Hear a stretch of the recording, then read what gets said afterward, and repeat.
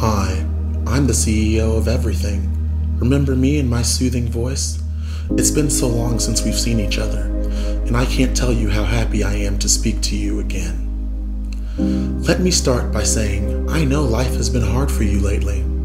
Everything is getting more expensive, and America is more divided than ever before. And after thinking about a solution to those problems for a long time, I finally realized what I need to do my part to use my brands to fix them.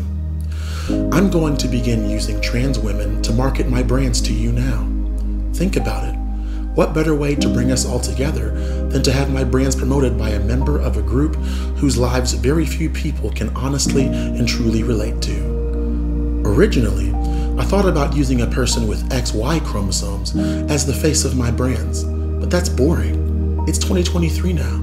Time to change things up. And I'll do that by using a person with XY chromosomes, but they'll identify as having XX chromosomes. And because that's how they identify, that's the truth. It's science. I believe in science. And if science has taught us anything recently, it's that feelings matter more than chromosomes in biology do. And here's the best part. Since trans women are real women, and since I heard real women make less money than men due to the gender pay gap, I'll be able to pay trans women less money than I'd have to pay men. That way, I'll be able to save more money for myself. It'll be a 2-for-1 special. I love the rules I get to play by these days. Before brilliant minds like mine came along to usher in progress for the trans community, those poor people were so oppressed. And honestly, they're still oppressed today. Because nothing says I'm oppressed quite like becoming the face of a global brand. A lot of my brands have historically and specifically been marketed to super rugged men. But men are inherently bad now, especially the white ones. And regardless of how they feel about my marketing choices, I expect them to continue buying what I'm selling, or else I'll call them bigots. I'm confident that men will love this and stay loyal to me in the future. Why wouldn't they? It's not like they'd decide to avoid my brands now. They love me.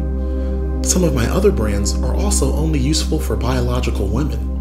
Now I know you think it might make sense to have a member of that group be the face of those brands, but that's where you're wrong. Remember, if you identify as something, that makes it reality. Now I realize you might be part of roughly half the consumer base who won't agree with these new marketing decisions. And if you are, even if you've been supporting my brands for years, I want you to shut your mouth and keep buying them now, regardless of who I choose to market them to you. Be a good little loyal customer and keep making me rich, please. What you believe and care about is not important to me. Only your money is. And the sooner you understand that and quit complaining about the choices I make, the better. For some reason, you bigots act like these people are writing manifestos and breaking into Christian schools with weapons, which is stupid because we all know that's something only cis white men do. Trans people literally never do anything wrong. In the words of Joe Biden, they're the soul of this country. This country that was built by strong, God-fearing, resourceful, patriotic, mentally stable men and women. Our world today was always their intention deep down. Trust me.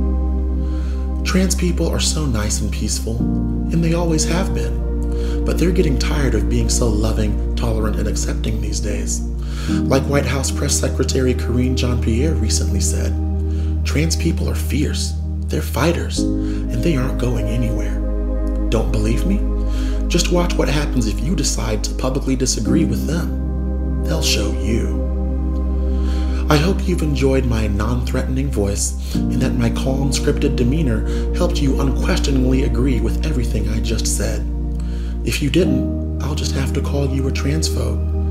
Because it makes great business sense to cater to 1.6% of the US population and force the rest of you to just go along with it. Please don't boycott my brands or mock my new brand ambassadors. 40% of the ones I originally hired have already left, and I can't afford to lose any more.